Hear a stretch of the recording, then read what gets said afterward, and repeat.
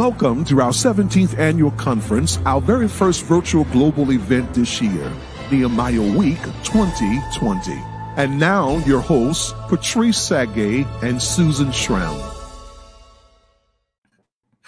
Well, this is not Susan Schramm, but should I change my name? Wear a wig. Welcome everybody to our Nehemiah Week recap. Well, I won't be insulted because Susan is a wonderful woman. So that's right. Robert Fukui playing Susan Schramm. Yeah. Love it. Well, Robert, thank you so much for being here with us. So today we're doing a recap for day 4. So we do this 30-minute recap each day to kind of give a chance for our audience, those who there's Cherie. Cherie, how? Cherie says hi, Susan. Hi, Cherie. And so kind of recapping. So of course this morning. Well, first, Robbie, before we get into the recap for the day, this is for those who are with us and those who may not have been with us. And of course, we're using the recap to also promote tomorrow the business plan competition, so others can join us. So, Robert, you've been at several Nehemiah Week. I think every one of them since you've been with Nehemiah, and this is the first virtual. So, what are your thoughts between what we've done historically and what happened here with this virtual one? Well, hats off to you, Patrice, and the team to adapt. I think, there's a lot of organizations, churches, ministries, whatever, that are used to doing physical events, and a lot of them just didn't do it. And then there's some that just decide to go virtual. And you just have to roll with the punches. You know how they say, make lemonade out of lemon.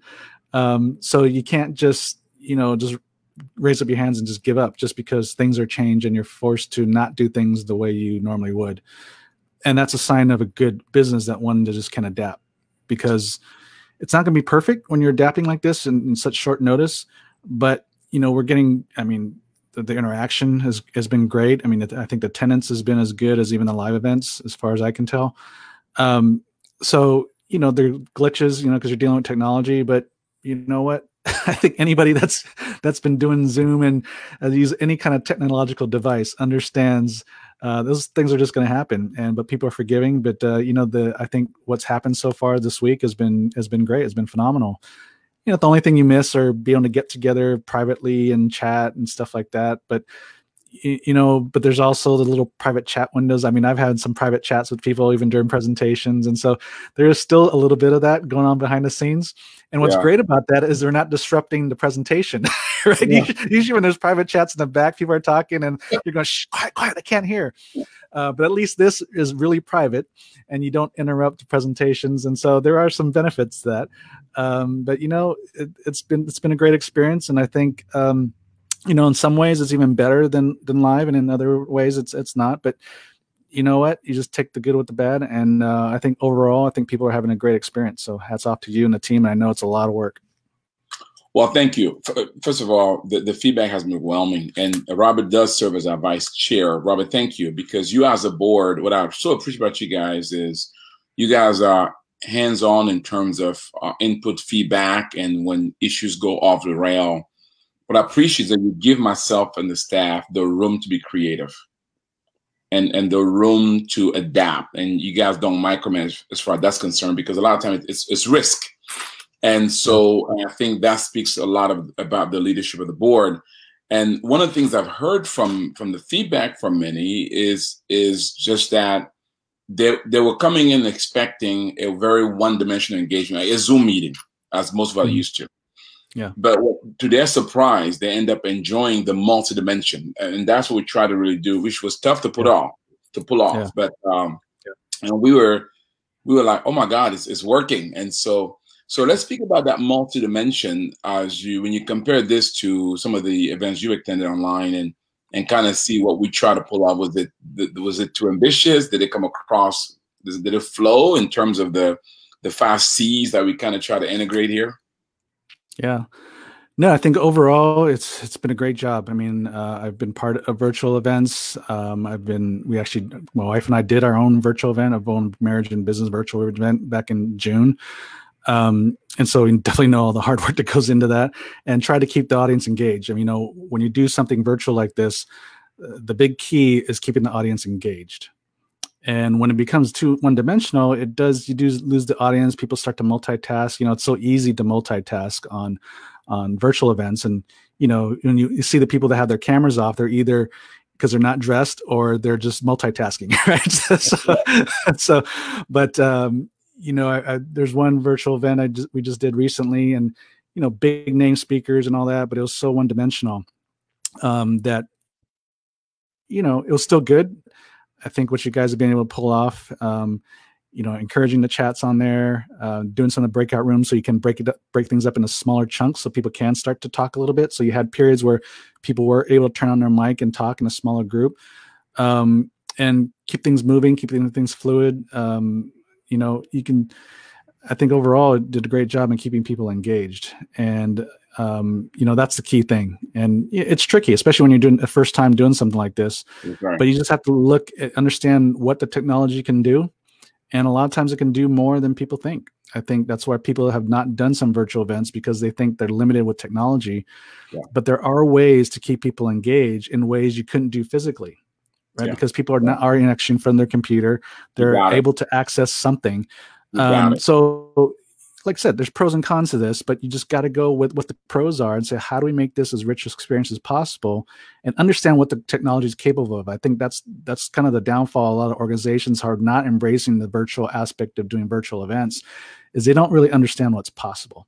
Mm-hmm. And when you understand what's possible, then you just, and it starts with just asking the question, can we do this? I mean, I think I've been in one of your meetings. I say, hey, can we do this? I know it's possible. And somehow it's possible, whether or not it's practical to do this in this setting, because I don't know how much work it's going to take to do that. But at the end of the day, with technology, almost anything's possible. So you just got to ask the question, and then you got to determine for yourself: are we capable of pulling this off? Is it too much for this period of time now? Maybe we just do it for next year or whatever. But just communicate. And but I think overall, it's been a very solid experience. Yeah, with that, I mean, one of the questions you asked early, because, we shared with you guys as a board and kind of went through, you said, hey, is there a way to engage them early?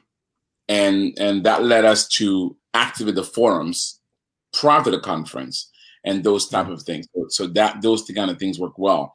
One of the things that, and I want to hear your thoughts to this, that I heard from many of the attendees who are actually guests or who was kind of from more outsider to us, they said, Patrice, this is probably better to showcase what you guys do, the breadth and depth what you guys do, than any other thing, because you were able to go across the globe in a short order. What are your thoughts of that? Yeah, I mean, what do they mean exactly? I mean, in terms of the ability to demonstrate, we had 5 continents engage. And when people participate, they're able to see that engagement in real time. If you're doing a physical event, you limit it to that region. You see the people, but nothing like zooming into France, zooming into Kenya and Malaysia and so forth. Yeah. And especially when you see the translation feature, you have at least 2 languages are being translated, and you can see that on Zoom because you have the option to go into the French room or the Spanish room, right? So if you actually, this is a multi-dimensional conference where if you want to learn another language, you just go into the French room, right? Brush up your French. So I think that does lend itself to seeing the impact, the global impact that you are having. So yeah, from that perspective, I totally agree with that. There were times where we started hearing French or Spanish all of a sudden when the translator didn't have their self muted. Well, Cherie said, great to hear you speak today and moderate the Investors Forum, Robert. Loved it. So thank you. Robert, let's talk again, we have one more day. Well, we have 2 more days for the Nehemiah week. We have tomorrow, which is our Investors Forum. I'm sorry, not Investors Forum, our International Business Plan Competition, where Robert is actually a judge. And then we got Saturday, which is our State of the Ministry event, where we're going to be doing a fundraiser and talking about the impact of the Nehemiah project as well. You'll be hearing a great speaker, Jeff Grubb. Of course, if you want to sign up for the event that's left, you can just pay for tomorrow, because Saturday is at no cost to you, or just sign up for Saturday. Go to nehemiahweek.com, and you can join us. So, Robert, let's start with this morning. of course, like we've done each day, we kicked off with prayer, worship, and then devotional time. What's been incredible has been our prayer time, the number of people attending when we compare it to live, night and day. I mean, just more and more people engaging and participating. Of course, the devotional time this morning, Pastor Gabriel, he brought the word from Paris. What was unique about today is that Pastor Gabriel is preaching from Paris. Manuel is translating from Canada, and then we are from different parts of the world. And today he taught us that he said, Jesus wants us to go so that we can expand the gospel around the world. And he gave us 5 keys to expansion. He says, to go, we need the help of others. He taught the importance of leveraging other people and recognize that it's about partnering with men and not just resources or money. Then he says, you got to leverage networks, and talk about the key to building networks as a part of the expansion strategy. And then he conclude with the fact that you got to target cities, that Jesus Christ had a heart for cities. So any thoughts on Gabriel's message? I mean, obviously it fit the audience, fit the situation, fit the conference. And I guess it is fitting to, with the question you asked earlier about being able to see the global impact that you're having. This virtual setting has been allowed people to really see the global impact that Nehemiah has. And I've noticed names on there that I haven't seen before or in a long time at a Nehemiah week. So I'm assuming there's a number of first timers, or haven't seen them in a long time. So they're being able to see that. And I think hear that message is very relevant, very fitting for this occasion. And also for this time. I mean, just the message of go.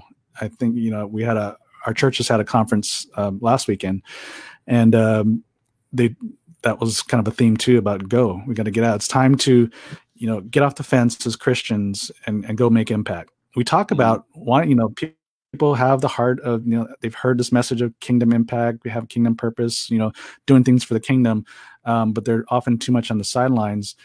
And I think this message of go, what I heard last week and what I heard even with Pastor Gabriel sharing a little bit of that today, this is a moment, this is a crisis moment worldwide, and here in the U.S. there's multiple crises going on. And so now more than ever, the world needs solutions, right? And who better to offer solutions than people of faith? And it's not just going to come from the church and not just going to come from the pulpit, but it's going to come from all of us, because not everybody's going to come to church or even tune into virtual service. I mean, we're all in the world. And so it's so important for us to do that. And I think this global audience, this e-community thing that you've developed, helps everybody stay connected, that network, even if it's not just to do business, but just to encourage each other. At the very least, the e-community can be a source of just encouraging each other, and also see that, I think globally, regardless of where you are in the world, everybody's facing similar situations. And at least we all know there's at least one situation everybody is facing, that's just COVID. But from that, there's all kinds of economic issues, negative economic issues that come from that. And so getting out there as kingdom business owners, kingdom entrepreneurs, is to go out and make a difference, because COVID has had economic impact. And so who better to go out and make a difference economically, which also, it's not just money that we help solve the issue, but there's people's livelihoods, there's health involved, there's mental health involved too. When you don't have money, when you're in food lines or whatever. I mean, just creating jobs, creating a business, creating jobs, just really makes a tremendous holistic impact beyond just money, just the economy. So this is a great message, and for the right time. And I hope everyone takes that to heart, even if they weren't, if you're listening and you weren't part of the day, that to really take that message of go to heart and go do it and stay in connection with people like us. You talked about the e-community. You were on the board when we first cast the vision, and it was an idea on paper and began to kind of work on it. we've come a long way. When you see when we thought about it then, had no idea that a day like this would come.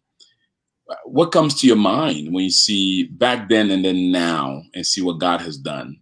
I mean, what are your thoughts there in terms of the marvels of vision ideas and what God can do? Yeah, I think it's just a model of what every business should be going through, is always asking the question, what can we do? Always thinking about what to do next. Sometimes visionaries like you can drive us C personalities nuts because you're 5 steps ahead, and we're just trying to make this thing work, right? And so obviously you need a balance of all kinds of personalities on your team, but you always need somebody to always push the envelope, because if business just sit on their laurels and just continue to do business as usual, they're just gonna go downhill. And especially when crisis moments hits like this, they're not prepared for the new thing. I shared earlier during the Investors Forum is when you're always continuing innovating or making improvements, even just small improvements every year, just making one improvement, how to make our product and service just a little bit better, how to make the customer experience just a little bit better, how to make our marketing and sales approaches a little bit better. If you're always making incremental improvements every year, and also understanding the market changes that and adapt to that when crisis moments hit, you're going to be far more ahead of everybody else, because the majority of business, why majority of business fail anyway, is because they're not really in tune with the market a lot. And especially older businesses, a lot of times they get stuck in just a rut of doing business as usual. I've had, one of my first clients, they're in business for almost 40 years. And every time we're bringing up some potential new strategy, they always say, no, we don't do that because that's not how we've done it. This is how we've done it for 40 years. Now, their business is going downhill. And so I'm like, okay, what you've been doing might have worked then, but it's not working now. So we need to change, right? But they're more content in their misery than wanting to move forward and being uncomfortable in change. And change is always uncomfortable, right? But it's also necessary, because most people are going to stay comfortable in their own way of doing things. Meanwhile, the market dynamics are changing in front of them. And in the normal circumstance, changes are pretty, gradual and slow. And then when crisis hits, now everybody's forced to adapt. Virtual technology is not new. It's not new. Something is going on with Robert's Wi-Fi. Is consulting that, so. Are you back? Am I back? Yeah. Okay. Go ahead, Robert. Something, you're going in and out, but go ahead. Oh, okay. Sorry.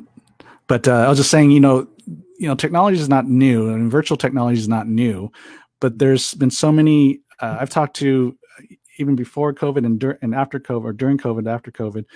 I know some counselors and coaches, they can't wait to go back to the old normal. They were so slow to adapting to do Zoom meetings and all that stuff. And they're suffering. Their business suffers for it because that's the only way you can do business. But a lot of them are just waiting for things to go back to normal. Meanwhile, they're suffering. And then you have other organizations that have just adapted to or adapted it before even the crisis moment.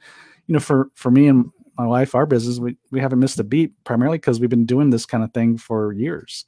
And we've been preparing for more digital, preparing more digital content anyway.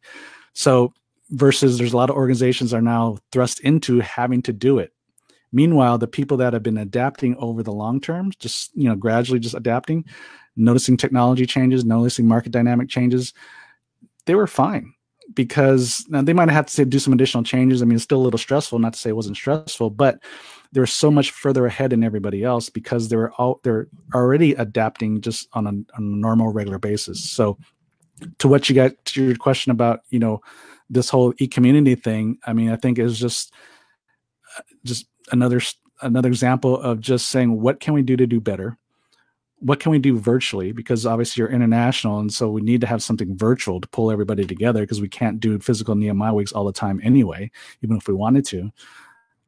So this was just another step in advancing forward and moving the organization forward by embracing the technology and embracing what's possible, and not just saying just stick to what we're doing because it seems to be working well.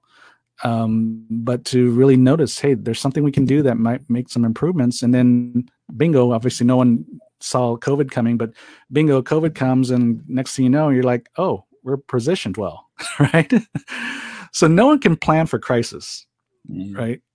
But as long as you're always moving forward and innovating and being creative and trying to make improvements, that when crisis hits, most likely you're going to be positioned to do well. Just for example of, when companies are cash rich, when crisis moments hits, guess what? They get to invest, maybe buy up other property, buy up other equipment or whatever at pennies on a dollar. So that's another example of being, just prepared for crisis moments. So you don't know when it's going to happen, but you just know that it's going to happen at some point. Well said. Well said. And I just want to give kudos to our team, Poe, Kat, Samantha, and now Victor and Kenji, and even Deborah, Wendy, the entire team, and Gina, because they've been flexible, and of course Poe and the Malaysia team, and now the Kenyan Italy team, they're bringing a lot of the because I just dream, but these guys make it happen, and so that's having the right team also, and the key team. I remember years ago we're thinking, okay, what do we want to begin to be intentional about attracting and retaining the kind of people that would take us there, and that's key as well for you as you think about all of this. And then, of course, today we honored two individuals. We honored our very own Susan Schramm and Chris Hood. And of course, Susan received our Charitable Investor of the Year award, which is in the award we give to those who give their time, talents, and treasure to Nehemiah Project and helping us carry our mission. Of course, Susan has been just a delight in helping us here. And then of course, Chris Hood, More Than a Conqueror. This guy went through trials and tests, and he made it through. Robert, you had a chance to work with him over in Sioux Falls. Chris, Chris, and so isn't it amazing what he's gone through, and then how he stayed the course, and the Lord brought him out of it, and now he's helping people. Yeah. Chris has one of those guys. He's got a big heart, and it's one of those guys you just can't help but fall in love with him. And part of his with every strength comes, some challenges too. And I'm sure the family went through some challenges too, because he gave up his business and just wanted to serve other people. And, sometimes you don't know where you're headed. Like I said, sometimes visionaries, you don't know where they're headed because they don't always communicate, or at least communicate well what they think they're doing. So I'm sure I know there's challenges on the family side, but he persevered. His family persevered. His family supported him. I know his wife Diana is just a gem. I can tell you one thing: he wouldn't have gone through being able to pull this off if it wasn't for his wife. she is an amazing woman, and so it's amazing to watch. I've known him for I don't know how many years now, but he's a great man. He's got a great heart, and just great heart to serve and help people. And so it's great to see him coming out the other side. Yeah, God is faithful. And then we moved to laying the foundation for the Investors Forum. We dealt with how do you finance your growth, and we there talked about budgeting for growth, allocating time, thinking about the one-time expenses, the variable, and then the fixed expenses, and then looking at the financing options, self-financing, equity, debt financing, or a combination of both. And then you led us through an Investors Forum where we had two entrepreneurs who got up to pitch their business. One was a Christian school, the other was an app out of France, the school was out of Kenya. And then you facilitated a panel discussion with current entrepreneurs who we put capital in, and to kind of see how they've been doing. I like the kind of how you divided the questions, how we heard different angles. Let's first deal with the entrepreneurs who pitched. So what were your thoughts about how they pitched and how the investors responded today? Yeah, I think they were very well prepared, especially Nina. Make sure I get her name right. The Christian school. She was definitely very well prepared. She knew her market. She knew the competitive landscape. She understood the industry. She understood the problem that schools are facing.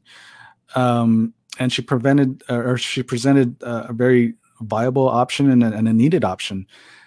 And, she, from the investors, we had obviously after they all presented and asked their questions, and then we had a little discussion when the entrepreneurs were out of the room, the virtual room. And I could tell they're very impressed by her. And I know there's at least one that wants to move forward in the conversation, but that preparation is huge. And what I shared, during the investors forum is, regardless if you're going to seek investment or seek a loan, you want to be prepared as these entrepreneurs are prepared to answer these tough questions, because these are questions that affect your business. And if you can't answer these questions, even from the audience perspective, then you've got some gaps in the business to fill. And so, one of the things I loved too, when we had the panel afterwards, and one of the entrepreneurs that did get investment from the past, he shared his experience of preparing for this, or, and he definitely said that, he could not only see the vision as he prepared for the pitch, because you're forced to be with a coach, you're forced to, you've got a deadline, that these investors are going to be very critical, and it forces you to really, look through your business and your plan and make sure you filled some holes and all that. And it forces you to be more prepared as an entrepreneur. And so it's clear that the coaching was great with Nina, and then of course, Nehemiah and Joseph, I think it was, with their app. They weren't quite prepared to make a formal pitch, but they made their, kind of showcase presentation, and they did a fine job as well. And what I think we all saw was that they were definitely feeling a need. Now it's just a matter of, from an investor standpoint, of like answering some questions to see if this is something that they're worth these investors are it's worthy taking a risk. But even if they don't get investments, I just know they're going to be successful. That much was clear during the presentation. The process definitely helps. I mean, you've done, from a marketing standpoint, you have some preview to the space, social media. Do you think they have a solution that maybe that fills the gap? Yeah, I mean, I wasn't quite clear, plus the slide, the screen was really small, so there's a lot of things. I mean, there's questions, but when it comes to technology and social media, I mean, whatever, anything related to technology, there's always going to be a need for a new solution. That I just know. So the blanket generic answer to that question is yes. Now it's just a matter of, have they thought through, all the potential pitfalls, especially when you look at the competitive landscape, because technology is always changing, and people are going to look, if something that looks promising, somebody's going to look to hijack it and steal your idea. Very little is protectable, really, at the end of the day. But I think from what I saw, they definitely have a good idea. I think there's still some questions to be answered, and I think there's some fine tuning, as I could tell by the way they answered some of the questions. Either they didn't understand because of the language barrier, or they haven't thought through some things. So those, as an investor or just as a business coach or consultant, those are the things I would really dig on. Is, have we really thought some of these things through? Let's make sure we have answers to some of these questions. So that's kind of to my point earlier, is rather than that you get investment or not, answer these questions, because it's going to help in term. And who knows, sometimes as you start to dig, the business model might pivot a little bit, or the solution that they thought they had, maybe that's not quite the solution, but maybe there's something else. But the more you dig and dig and dig, then something's going to happen. So like I said, I don't have any doubt they're going to be successful. I think they should just take some of these questions to heart, and even talk to some of these investors and maybe ask them for more feedback. Regardless if they're going to invest or not, I think that's very valuable, and especially in the technology space, because there's so much going on that you definitely want to do your due diligence as an entrepreneur. Yeah, well said. And they did a good job. And of course, you had the panel of existing entrepreneurs who shared feedback and some of the questions you asked them. Then we concluded it with the business opportunity where Cherie Hoffman, who's she thought on diversifying the income, the idea of building passive income, and she kind of talked about you can build it, that you can build a traditional business, you can buy a franchise licensing, you can do direct sale or multi-level marketing, and I added You can also do investments. So this is, and then we had these business opportunity breakout session, and today what happened to all be something on direct sales. So first of all, multi-level marketing direct sales is a very controversial space within the Christian community. What were your thoughts? Any community. It's controversial in any community. That's true. So what was your thoughts about that? Yeah. So, just like any business, any industry, there's good and bad and something in between, right? So when it comes to network marketing, it's not any different. There's some good ones, there's some mediocre ones, and there's some really bad ones. And it's the bad ones that, build a bad reputation for the industry, right? So I think like any business, I think one of the things that people, a lot of times there's a lot of hype around network marketing, especially the people that are trying to recruit you. And they're selling on hype.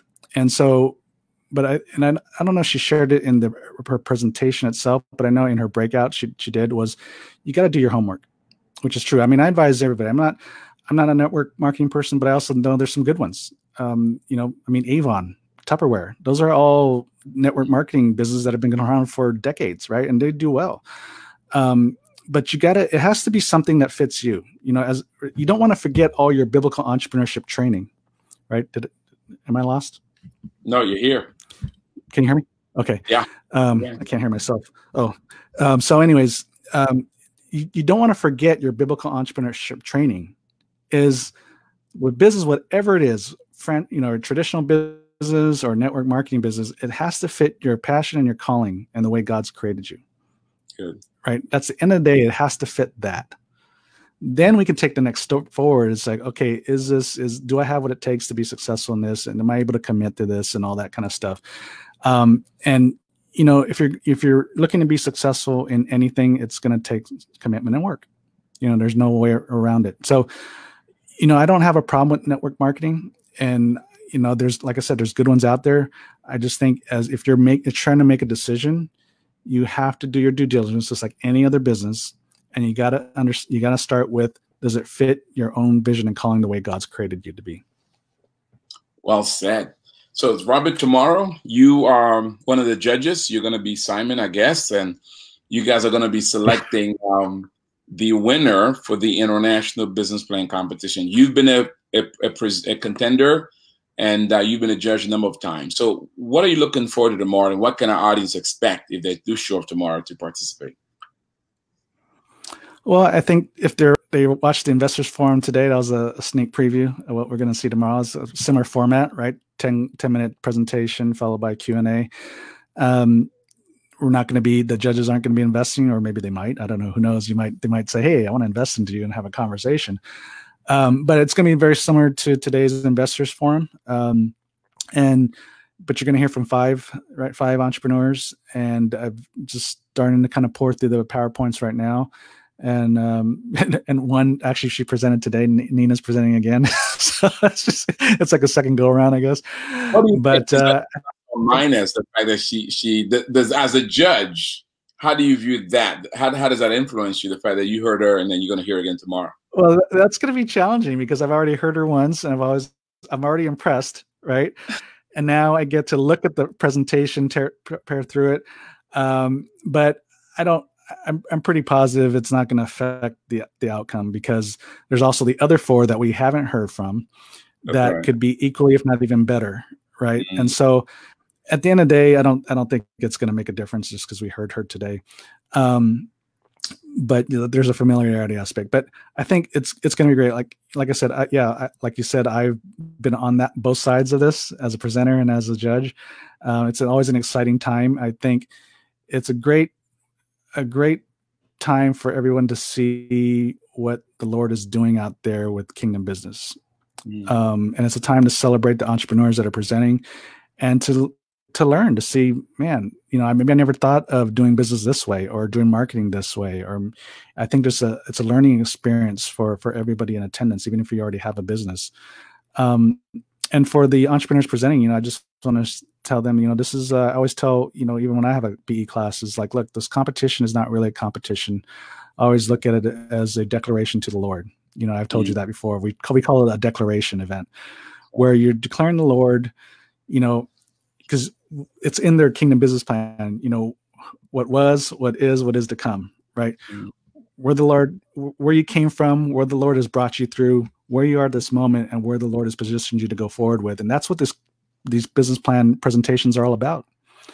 And we get to celebrate that. So just to the entrepreneurs that are presenting, just celebrate that. And really, as you present, don't present to us, present it to God, and just thank him for what he's brought you through and where he's taken you to. Wow, what a good way to present it to the Lord. I love that.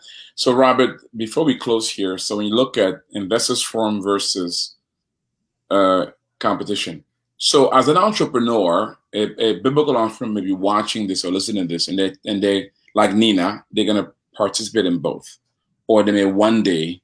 So, is there a difference? Do investors review it differently than, let's say, judges review it when they're trying to, you know? What's the psychology there? What advice can you give them? Well, I mean, for me, I'm not going to judge it any differently. And especially as kingdom investors or kingdom, you know, in this community, we're all kind of thinking the same way. It's not just about, you know, what kind of return I'm getting. It's about the quadruple bottom line, right? And so even the investors today and even the judges for tomorrow, just like me, we're always looking at the quadruple bottom line. What is the impact? What is the kingdom impact this business is going to have? At the same time, we want to know, is it going to be profitable? Because we want it to be sustainable. Because if this business is going to make the impact that they're saying that it is, and we believe that, you know, it will, we also want these businesses to be sustainable, and which means they have to be profitable. So I'm going to critique this just like an investor, a kingdom investor, because yes, I believe God's called you to do this to make an impact in the world, in your community, which means I also want you to be profitable and sustainable. So which means I'm going to ask you some tough questions because I want you to address certain issues, because I want you to be around, not just in your lifetime, but in multiple lifetimes, which means we want to see this as a legacy business. We want to see this business get passed on to the second, third, fourth generation. And so as a judge, as an investor, I mean, that's kind of how we're looking at this thing. It's not just about the dollars and cents, but it's about the impact. But we also want to make sure they're going to be around to continue that impact. So which means we want them to be profitable, which means we're going to dig into the financials. We're going to dig into the marketing landscape. We're going to dig into the competitive issues.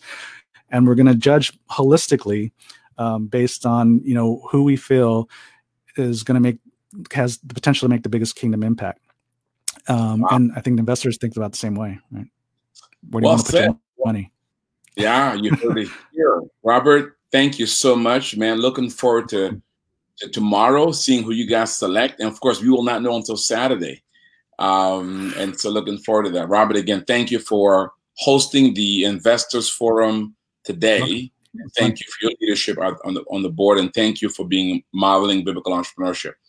Listen, I hope you've been blessed by this podcast. If you want more information about Robert Fukui, you can visit his website, and I believe the team has it up there for you. You can go to powercouplesbydesign.com, powercouplesbydesign.com. You can also reach him personally at rfukui@i61businessdevelopment.com. Again, rfukui@i61businessdevelopment.com.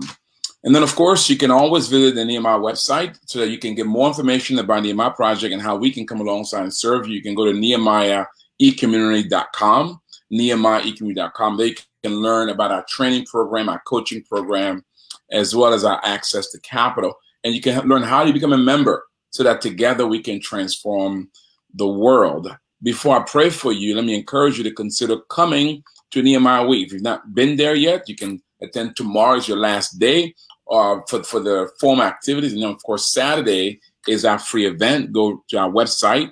Go to Nehemiah.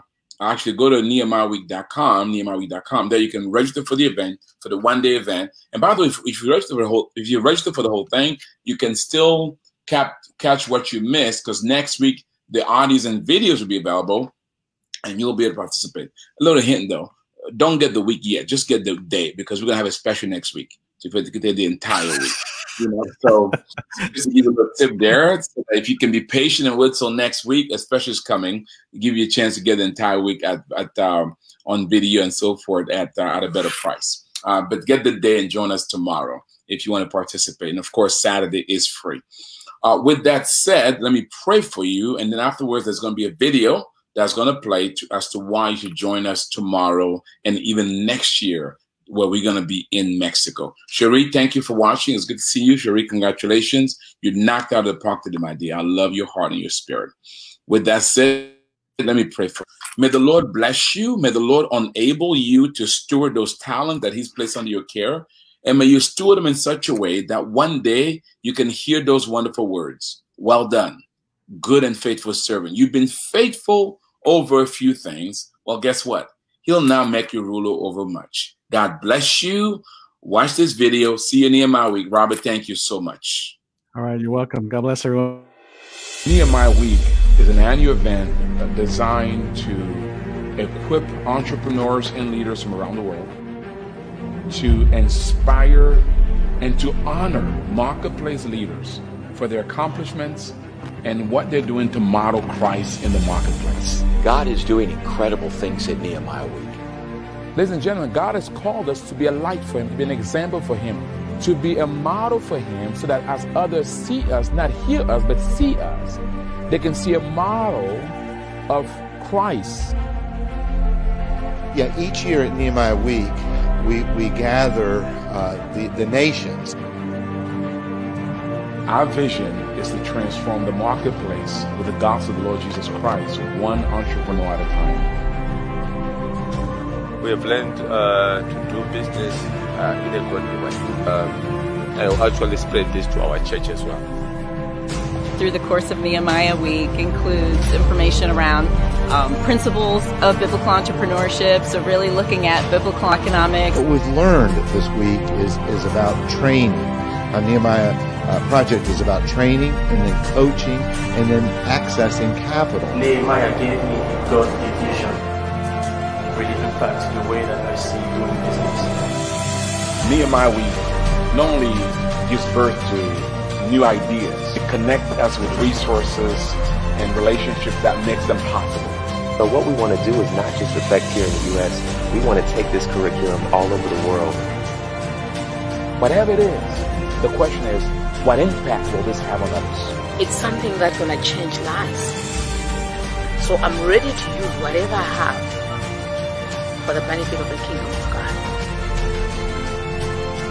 I believe that the nations are going to shake because of this week. Biblical entrepreneurship takes a stand to say we are going to be witnesses for Jesus Christ in the marketplace.